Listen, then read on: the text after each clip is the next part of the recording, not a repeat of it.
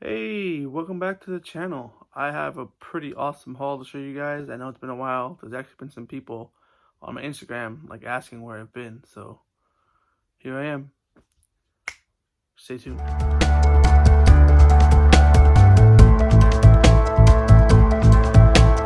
Alrighty then, let's start off this haul. So let's go. First off, we'll start a little slow. I got Identity Crisis, for around $10 at a used bookstore. Pretty good deal. I've always wanted to read this one. I've heard some divisive things about it. Haven't read it yet, but this art is freaking gorgeous. And Brad Meltzer was good on Green Arrow, so I'm excited to read that one. Next up, I got the entire run of Dr. Aphra. If you don't know who Dr. Aphra is, go out and read Dr. Aphra. Dr. Aphra is amazing. She's basically like female Han Solo in the Star Wars universe, but a lot more dastardly. Has some pretty nice art in it. She's very into herself, very into just scoring for herself and getting money for herself. But she always gets in trouble with the Empire and the Rebellion. She has two murder droids on her side, BT-1 and 000, which are almost more stars of the story than she is. It's hard to explain it all without going into huge detail, but it is an amazing story and you should read it. Dr. Aphra Volume 2, Dr. Aphra Volume 3, Dr. Aphra Volume 4, Dr. Aphra Volume 5, Dr. Aphra Volume 6, and the final volume, which was one amazing end to the story, man. Kind of goes full circle with her and Darth Vader. If you know anything about her, she's introduced in the Kieran Gillen run. And it kind of goes full circle here with her and Vader. So, awesome book. Speaking of Vader, I have the Charles Soule run, first hardcover. As amazing as Kieran Gillen's run was, this run was amazing. Even better, I thought. This is right after, literally right after episode 3. Or right after he becomes Vader. And he's told Padme's dead. He uses the Force on the Emperor and throws him back because he's so mad that Padme's dead. This is the first story in here is how he gets his red lightsaber for the first time and how he gets it. And the second story is Bailey dealing with the librarian of the former Jedi Temple. And it's just amazing art, amazing stuff. Vader is brutal as hell in this.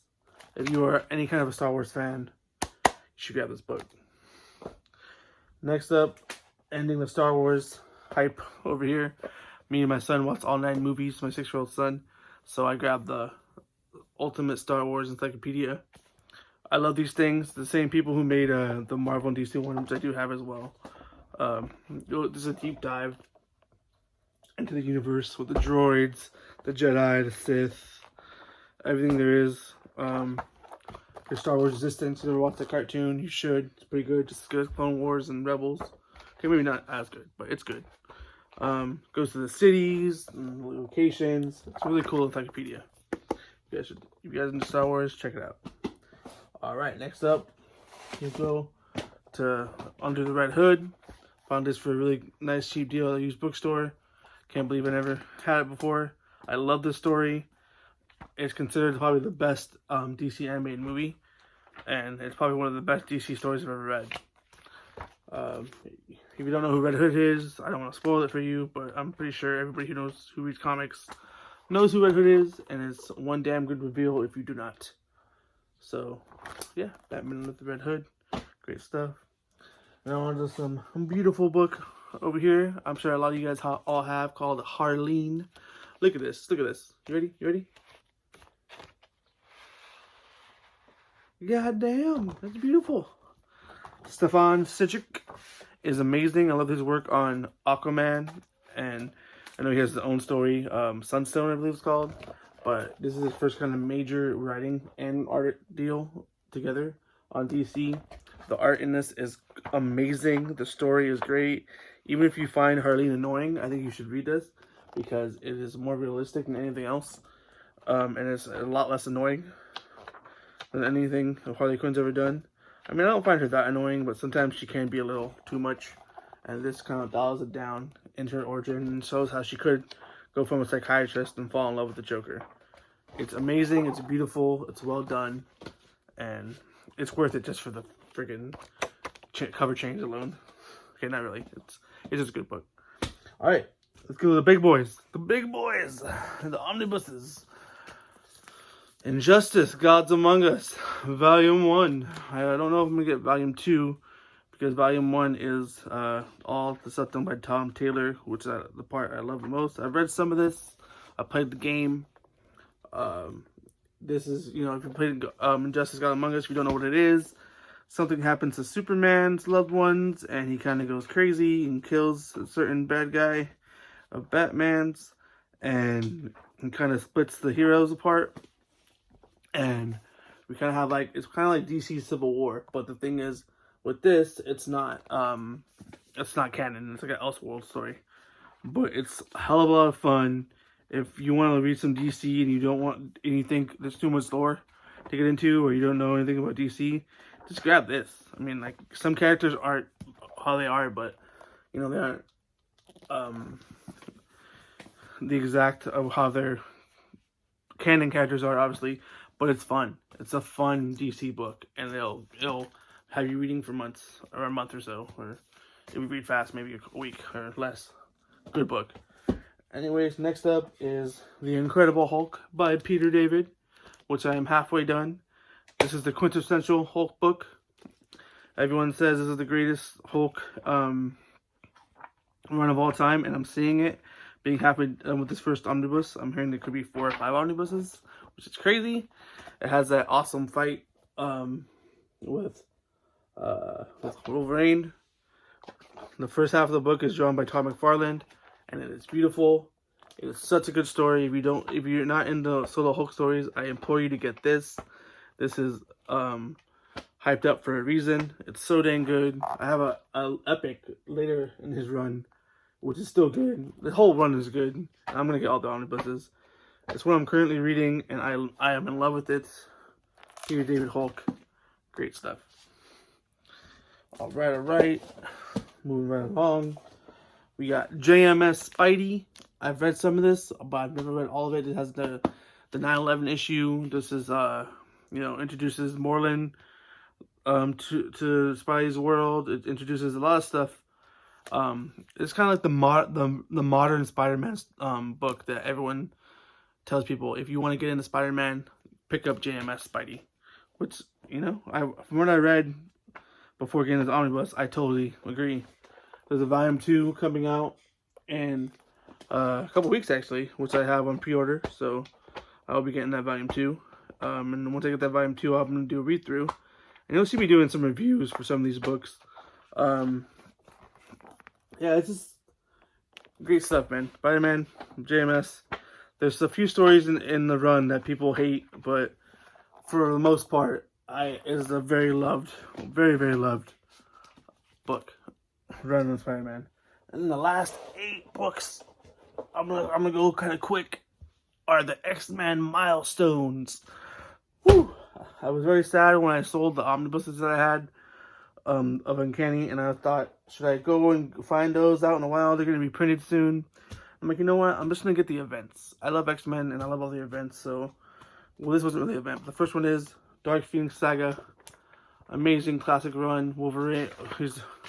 I opened up to Wolverine, where Jean Grey turns into the Dark Phoenix and she becomes the Black Queen. And this issue is one of my favorite issues of all time, where Wolverine's kind of like his first ever solo mission to save the X-Men by himself. But yeah, this is the Dark Phoenix Saga, where she goes and destroys the planets in space, and it's just, it's classic epic X-Men. Dark Phoenix Saga. If you haven't read Dark Phoenix Saga and what leads up to it, you need to read this. Alright, let's go real quick. In order, we got Mutant Massacre, the first ever crossover X-Men event. I love this story. Also, if you're an X-Men fan, you should read this. I have no idea why Gambit is on the cover, because Gambit is not in this crossover. It's kind of weird. Then right after that is Fall of Mutants. Great stuff. And then Inferno, which is a lot of people's favorite X-Men crossover event. Great stuff. After that, Extinction Agenda. Beautiful, beautiful Jim Lee artwork. And then Executioner's Song, one of my all-time favorites. I love anything Apocalypse. Apocalypse kind of teams up with the X-Men on this one. It's pretty cool to fight Strife, sorry. After that, it's Fatal Attractions, which is probably the thickest of the bunch. This is where Magneto rips out Wolverine's adamantium, I believe. But yeah, this is some good 90s X-Men. Like you can't beat good 90s X-Men. After that, we got the Phalanx Covenant. I remember these covers so much growing up. I don't remember the story. I'm excited to read it. After that, we got Onslaught. My 6-year-old's coming in. Sorry, guys. Onslaught. I know this is a kind of a story that is not really loved to a lot of people, but I love Onslaught. I was really into comics collecting Signals when it's coming out, so Onslaught is near and dear to my heart. And then last but not least is Operation Zero Tolerance. Again, I remember a lot of the covers in this book, but I don't remember the story. But happy to have it and happy to read it. So yeah, guys, that was just a kind of fast video on what all the stuff I got recently. I will go into detail and do some review videos later on once I start reading some stuff. Super duper happy to get all these books. Super duper excited to read some of them. A lot of them, all of them actually. So yeah, say hi to my 6-year-old over here. You want to say hi? Hi. Hi. What are you most excited about over here? This one right here? Yeah, this is what I would always look at. Sit down, right here. I would always look at the Star Wars Encyclopedia right here. Yeah. This, of course. It's so cool, right? Yeah. Yeah, I showed them already. I showed them in the beginning. Super cool stuff. It shows the locations and the characters and the droids. Oh yeah, it shows. What's the first one again? The first one. What is this? It's this, and then this is all the battles. Yeah, all the battles. It shows you all the kind of the history of Star Wars, the history of all of the prequel era and the sequel era and all that stuff. It's pretty cool. And also, when you turn the page over, it starts the characters. Are you barely in the frame? Yeah, it's a cool stuff. It's a really cool video. I gotta put all these books away now. This is a big mess now. It is a big mess. Did you show all this already? Just really quickly, yeah, one by one. All right. So, anyways, hold on. All right, guys. Thanks for tuning in. This is the Comic Book Heel. This is the Little Comic Book Heel. Hope you guys enjoyed the video. I know it was kind of fast. I just want to get through it all. Let me know if you want me to review a video, or let me know if you want my opinion on any of those books. All right, guys. Follow me on Instagram, the Comic Book Heel. Same thing as here. I kind of post a lot more on Instagram than I post on YouTube. Anyway, guys, thanks for watching. Peace out. Bye.